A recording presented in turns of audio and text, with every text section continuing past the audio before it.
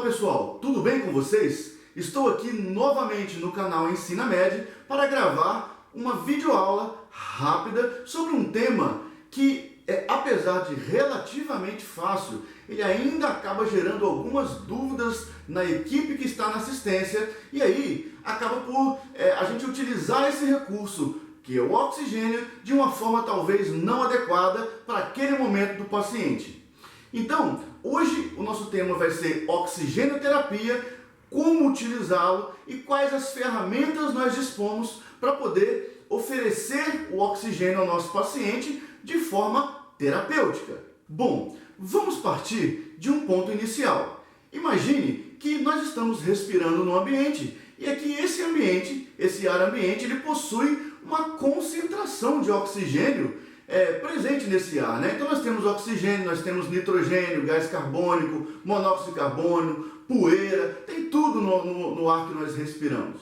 Só que existe também uma fração de oxigênio que está presente nesse oxigênio nesse ar que nós respiramos.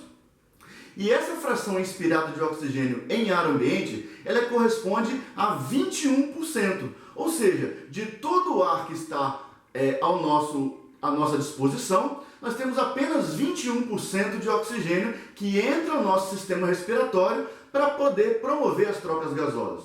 Mas não se preocupe, você pode estar pensando, nossa, 21% é pouca coisa.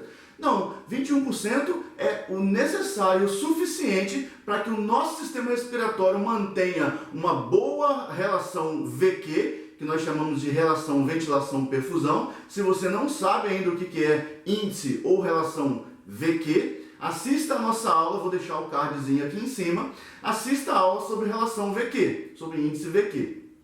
Mas, só para você entender o contexto, é o seguinte, toda vez que nós inspiramos, essa fração inspirada de oxigênio, que é de 21% em ar ambiente, entra ao nosso sistema respiratório, é o suficiente para poder promover as trocas gasosas a nível pulmonar e com os capilares pulmonares e dessa forma oxigenar o nosso sangue para que o nosso sangue, nossas hemoglobinas possam se acoplar a esses oxigênios e levarem até as nossas células para poder realizar o metabolismo aeróbio, que é a nossa fonte energética, né? A forma que nós vivemos. Todas as células precisam de oxigênio para viver, para gerar esse metabolismo. Agora imagine um paciente que tem uma afecção pulmonar ou uma afecção hematológica, uma afecção sistêmica que vai interferir nessas trocas gasosas. Por exemplo, eu vou dar aqui alguns exemplos. A pneumonia, né? A pneumonia é uma doença infecciosa, seja ela bacteriana ou viral, que ela tenha comprometimento pulmonar de parênquima ou até mesmo alveolar. De fato que, se eu tenho comprometimento das minhas unidades alveolares, acaba que o ar, mesmo que eu tenha oxigênio aqui, 21% em ar ambiente, mas mesmo que ele tente chegar lá, ele não vai conseguir, porque está cheio de secreção, está cheio de líquido exudativo, enfim. Acaba que a ventilação fica perturbada, e quando perturba um lado, nós temos alteração de índice VQ, no índice de perfusão e de ventilação pulmonar. Isso acaba traduzindo em hipoxemia. Então é o seguinte, dependendo da minha patologia, se ela é respiratória, se ela é sistêmica, se ela é hematológica, se ela interferir nessas trocas gasosas, chega um momento que talvez eu precise ofertar um pouco mais de oxigênio para esse paciente, a ponto de aumentar a minha pressão de oxigênio dentro dos pulmões e para que esse oxigênio possa chegar de fato ao meu sangue e conjugar com a minha hemoglobina, para que isso possa ser carreado. Então olha só, vamos falar da atualidade. Hoje é dia 12 de julho de 2020, nós estamos no meio de uma pandemia de Covid-19. E essa pandemia está tirando o sono de muita gente, todo mundo em isolamento, todo mundo em distanciamento social. Nós sabemos de todos os transtornos que isso vem causando, mas vamos falar da patologia em si. Ela é uma patologia de base hematológica e alguns pacientes podem evoluir para uma síndrome respiratória. Por que eles evoluem para uma síndrome respiratória? Ora, se o vírus ele tem um certo tropismo por células do sistema pulmonar, do nosso parênquima pulmonar, eles acabam indo até esse parênquima, até esse tecido pulmonar e causam uma certa inflamação. E essa inflamação, como qualquer outra inflamação no nosso corpo, começa a recrutar células de defesa e temos um circo armado, né? Temos toda aquela cascata inflamatória, temos todos os efeitos sistêmicos de um processo inflamatório, infeccioso, e aí vem o problema. Se o meu parênquima começa a ser acometido, se os meus alvéolos começam a ser acometidos por uma condensação, por um infiltrado, a gente acaba bagunçando essa relação VQ, esse índice VQ. Ou seja, por mais que eu tenha sangue passando nos meus capilares, mas se eu não tiver ar chegando aos meus alvéolos, não adianta. Eu vou ter o que nós chamamos aí de hipoxemia refratária, né? Eu posso dar o oxigênio que for para esse paciente, que não vai resolver, porque o problema é de ventilação. O ar não chega até os alvéolos, porque lá dentro está tudo inflamado. Nós temos secreção, nós temos inflamação do parênquima. Então, oxigenoterapia, como o nome está dizendo, ela é uma forma de tratamento, né? Precisa ser prescrito. Quem faz a prescrição é o médico de oxigenoterapia, para que a gente tentar resolver uma certa hipoxemia. Lembrando que hipoxemia é a baixa concentração de oxigênio no nosso sangue, né? Hipóxia vai ser já a falta dele lá no tecido. Agora, hipoxemia é a diminuição da pressão arterial de O2. Então, observe, se o paciente tem Covid, por exemplo, vamos falar de Covid porque estamos nessa realidade. O paciente tem Covid. Ele pode ser acometido de dois problemas nesse sentido que vai traduzir hipoxemia.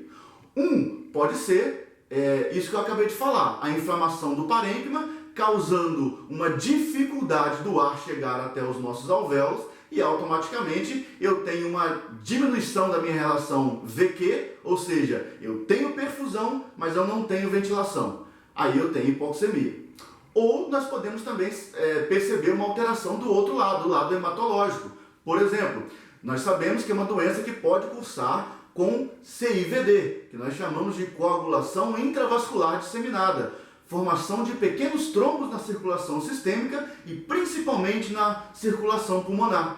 O que acontece? Se forma um trombo, o trombo é um coágulo, é como se fosse um corpo sólido ali dentro do nosso sistema circulatório. Se esse trombo se desloca para a circulação pulmonar, ele acaba perturbando quem? A perfusão. O sangue agora, que teoricamente estaria vindo lá do ventrículo direito cardíaco, para poder ser oxigenado, ele não consegue chegar até o pulmão porque tem uma obstrução agora por causa de um trombo. Isso também vai traduzir alteração na minha relação, no meu índice VQ. Por quê? Por mais que eu tenha ventilação, digamos que o pulmão não foi acometido, eu tenho ventilação, mas eu agora não tenho perfusão. Não adianta, a mesma coisa, eu posso ter oxigênio à vontade, mas se não tem sangue passando para pegar esse oxigênio, eu vou ter problema da mesma forma. Então, nós temos que entender o seguinte: primeiro, oxigenoterapia é importante? Importantíssimo. Nós utilizamos elas em várias práticas clínicas, né? O paciente infartado, o paciente que está com uma síndrome hipoxêmica, o paciente que está com insuficiência respiratória, o paciente que tem uma doença de base, por exemplo, enfisema, né, que é o DPOC. O paciente já tem uma doença de base, né, que é caracterizada pela limitação do fluxo respiratório. O paciente é um paciente hipersecretivo e são pacientes que recorrentemente eles têm infecções de repetição, né, por uma série de fatores que não nos cabe estudar aqui agora, mas está ligado à questão de redução do clearance pulmonar, né, da limpeza das vias aéreas causada pela destruição das células caliciformes, daquelas que têm os pelinhos, né. Então, ou seja, acaba que esses pacientes, às vezes, também precisam receber oxigênio. Mas aí vem a grande questão da aula de hoje. Como ofertar oxigênio de forma prudente e adequada para o nosso paciente? Bom, nós temos várias formas de ofertar oxigênio para esse paciente. Por exemplo, todos nós conhecemos o catéter nasal de O2, né? É esse aqui que está aqui do lado. Olha só, o catéter nasal de O2 é como se fosse um caninho mesmo, com uma pronga, que é colocado no nariz, e nós ligamos esse catéter nasal numa rede de oxigênio. Geralmente é num fluxômetro, e nós dosamos esse oxigênio de acordo com o fluxo que está sendo liberado nesse paciente. Então, esse é o catéter nasal e esse aqui é o fluxômetro. É nesse fluxômetro que nós definimos a dose, ou seja, 1 litro, 2 litros, 3 litros. E essa litragem que nós colocamos no fluxômetro, dependendo de cada litragem, eu vou ofertar uma FI de O2 adequada para esse paciente. Por exemplo, as pessoas acham que colocar 1 litro, 2 litros, 10 litros é a mesma coisa. Não. A cada vez que eu subo a minha litragem, eu estou aumentando aquela FiO2 que eu expliquei para vocês, que no ar ambiente está de 21%.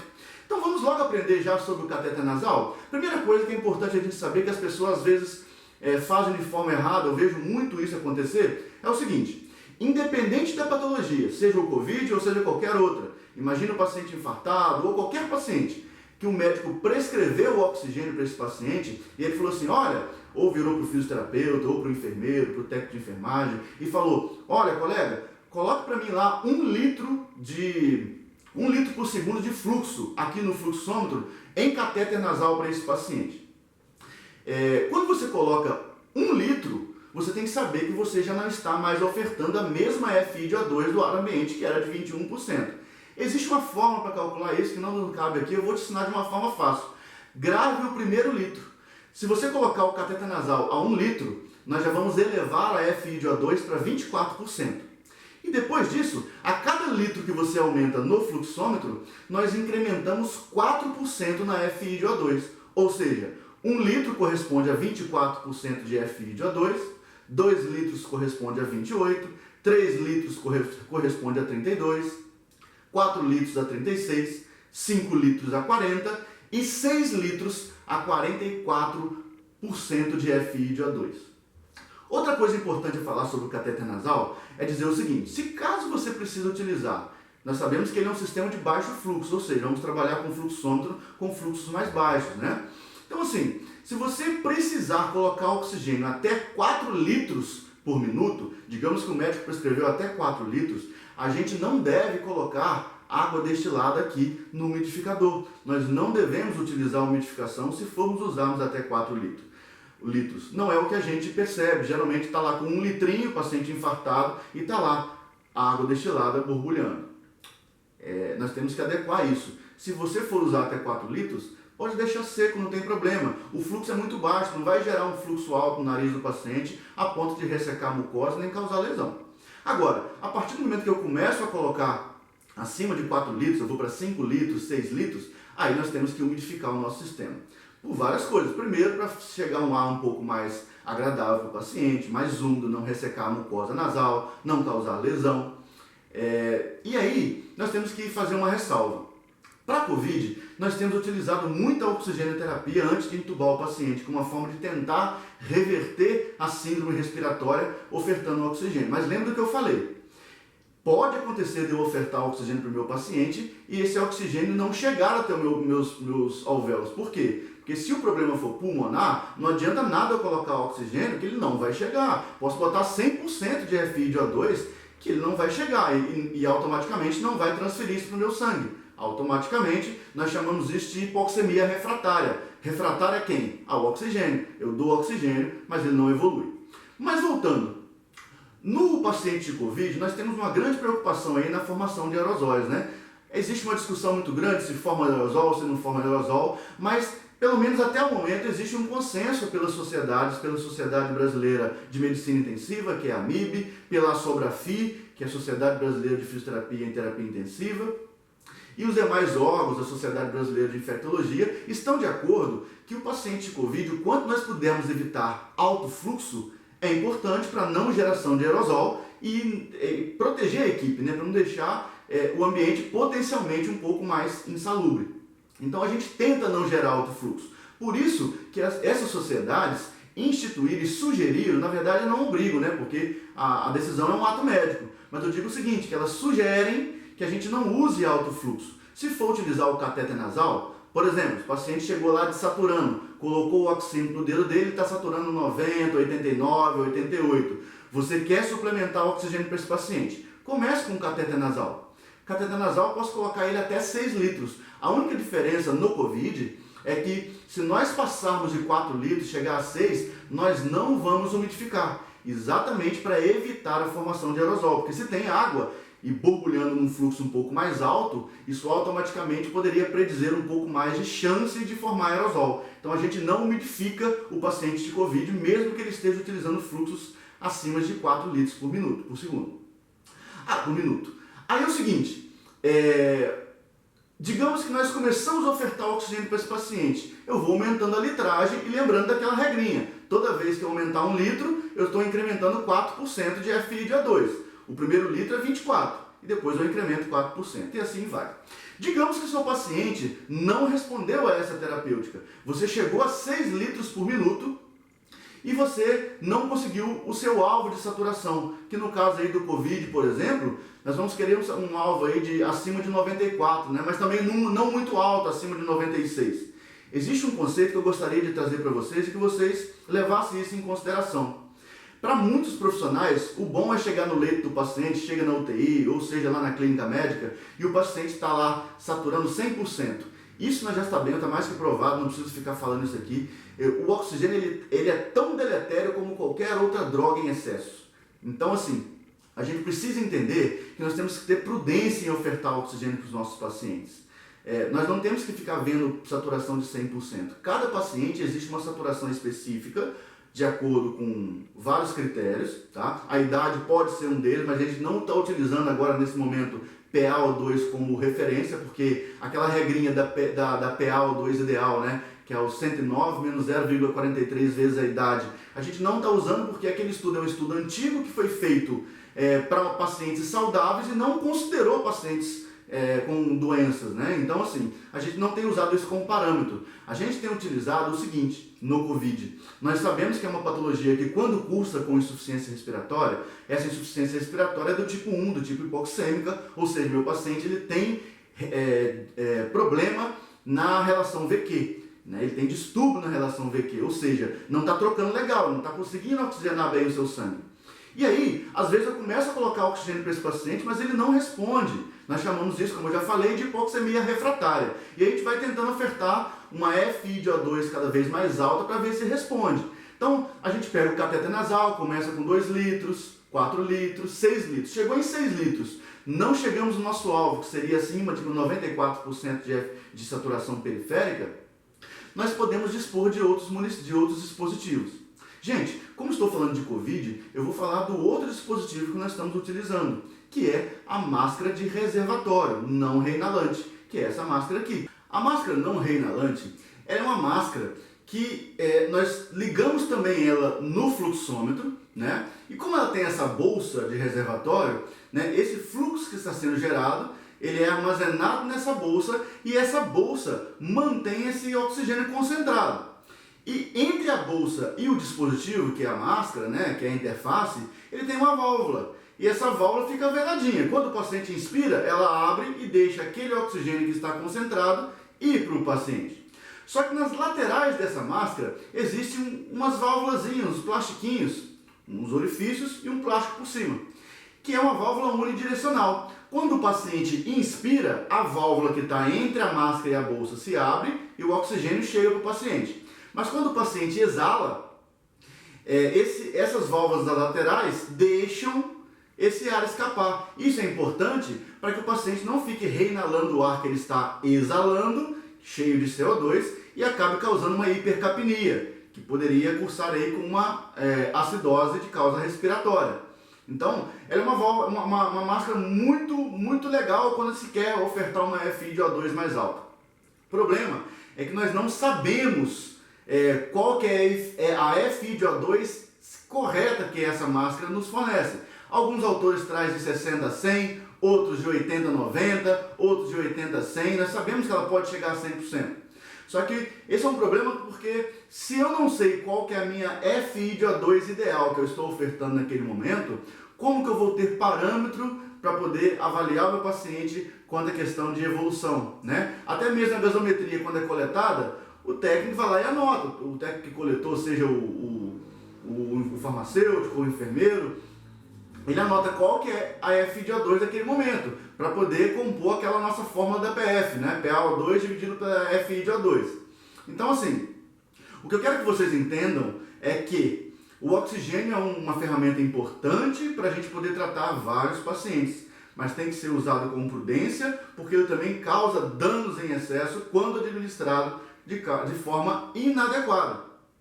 Ora, se o meu paciente tem uma síndrome hipoxêmica, uma insuficiência respiratória, e eu já estou dando oxigênio por cateter nasal, e ele não evoluiu, e aí eu coloco ele numa máscara não reinalante, uma máscara que tem uma FiO2 bem alta, e esse paciente não melhorou a saturação dele. Quando eu falo melhorar, pessoal, para COVID, nós estamos falando aí de uma saturação acima de 94 e no máximo 96. Existe esse problema muito grande dos pacientes, dos técnicos, nós, né, fisioterapeutas, enfermeiros, técnicos, médicos, querer ficar vendo lá 100%, 98% no monitor de saturação de O2. Não é o nosso alvo. Nós sabemos que a saturação periférica de O2 ela é determinada por uma série de fatores, né, incluindo idade, incluindo condição patológica, incluindo uma série de coisas que a gente não pode balizar, a gente não pode medir todo mundo com a mesma régua. A gente tem que individualizar o atendimento. E no caso do paciente de COVID em específico, eu estou falando mais de COVID porque estamos vivendo isso, a gente não precisa manter saturação lá de 98, 97, nós temos que manter uma saturação mínima possível para não causar dano nem lesão de órgão-alvo, até que o curso natural da doença aconteça. É uma doença mais arrastada. Os pacientes nossos que estão no tubo aí estão ficando 15, 16, 20 dias entubados. Então assim, nós sabemos que o curso é um pouco mais arrastado e para isso eu preciso fazer o quê? Ofertar o menor oxigênio possível para me manter uma saturação ali 92, 93 para esse paciente. Ótimo, desde que eu esteja ventilando ele de forma gentil, de forma a não causar dano, não sobredistendendo esse pulmão, ou até mesmo o paciente que não está em ventilação mecânica, que está em máscara de reservatório, está em catéter nasal, eu vou ofertar uma FI de O2 menor possível para manter uma saturação ali de 95, 94, ótimo. Para esse paciente está ótimo, a doença vai seguir o seu curso. E se nós deixarmos esse paciente não fazer altas frequências respiratórias, altos volumes, né, fazer uma hiperpneia, porque nós sabemos que altos volumes associados a alta frequência causam o que nós chamamos de PSIL, né?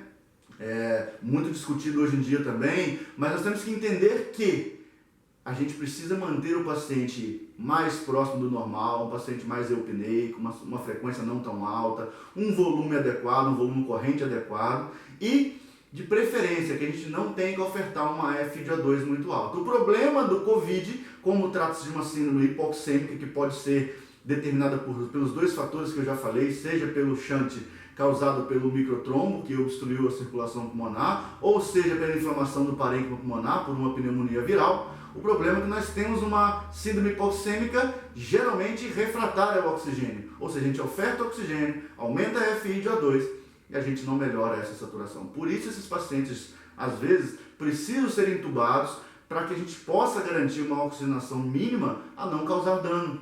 Às vezes fala assim, o paciente foi entubado, será mesmo que precisava? Se o médico definiu juntamente com a sua equipe que ele precisava de um tubo, que ele precisava de uma ventilação mecânica mais controlada naquele momento, tudo bem, essa é a decisão. Mas de forma que a gente também utilize o oxigênio de forma prudente, né? Para que a gente não possa causar mais dano. Nós sabemos que o oxigênio em excesso causa mais inflamação pulmonar, pode causar uma atelectasia por reabsorção, pode causar alteração de fluxo sanguíneo cerebral. Então nós temos que pensar em tudo antes de sair dando oxigênio para todo mundo.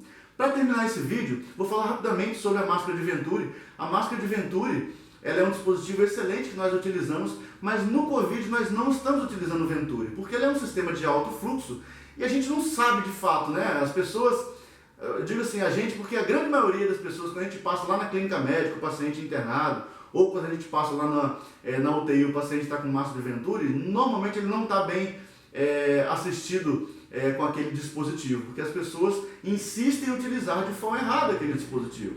A máscara de Venturi, que é essa aqui, ela tem essas válvulas coloridas, não é à toa. Elas são 6 válvulas, que cada válvula dessa me fornece uma FI de O2 adequada. E claro que para cada válvula eu preciso de um fluxo lá no meu fluxômetro para gerar aquela FI de O2. O que a gente vê na prática geralmente, só existe a laranjinha, né, de 50%. Todo mundo coloca a válvula laranja, bota o fluxo lá em 15 e quando quer reduzir a FI de O2, reduz o fluxo com a mesma válvula. Isso não é o correto, né? Se existem válvulas, a válvula foi desenvolvida por um sistema de arraste, por um sistema que o fluxo vai juntando o ar ambiente também, que está em 21%, e soma aquele fluxo para gerar aquela FI de O2. A partir do momento que eu diminuo o fluxo para reduzir FI de O2, eu já não sei mais qual é a minha FI de O2 que eu estou ofertando naquele momento. Outra coisa muito errada que a gente vê o pessoal fazendo, tá com a massa de Venturi 50%, vai lá e mete um esparadrapo lá para vedar, achando que vai resolver o problema do paciente. Bom, eu sugiro a você que faz isso. Se você está precisando ofertar uma FI de O2 maior para o seu paciente, utilize um dispositivo que de fato vai te ofertar uma FI maior, que você possa mensurar. E outra, avalie o seu paciente, porque pode ser que o seu paciente não esteja mais precisando de oxigênio apenas. Pode ser que ele esteja precisando de uma assistência mais elaborada, talvez uma ventilação mecânica mais controlada, talvez uma ventilação mecânica não invasiva, uma VNI, não sei. Mas nós temos que parar de olhar para exame, parar de olhar só para gasometria, parar de olhar só para o monitor. Eles são nossos aliados, mas vamos olhar para os nossos pacientes. Não vou estender esse vídeo mais, porque já está estendido, nós já passamos o nosso limite.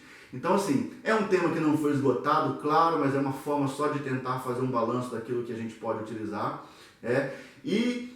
Se você que está vendo esse vídeo, se te ajudou, se você gostou do vídeo, inscreva-se aqui no canal, deixe o seu like aqui pra gente. E se não gostou também, dê o dislike, mande seu comentário. Eu tenho recebido muitos comentários nas redes sociais. Tem lá no Instagram o @EnsinaMedCacoal, tem o meu pessoal @OlavoValente, e nós temos aqui esse canal que nos permite entrar em contato com vocês. Nós chegamos recentemente a 6 mil inscritos aqui no nosso canal. Eu agradeço a todos vocês que continuam aqui comigo, continuam aqui perguntando, interagindo. Espero poder estar contribuindo e que você possa ajudar a divulgar o nosso canal para que ele possa ser ofertado e chegar a quem de fato esteja precisando de um pouco mais de informação e acha que aqui a gente possa adquirir um pouco de conhecimento também. O meu muito obrigado a vocês, nós nos encontramos logo em breve. Um grande abraço, até mais!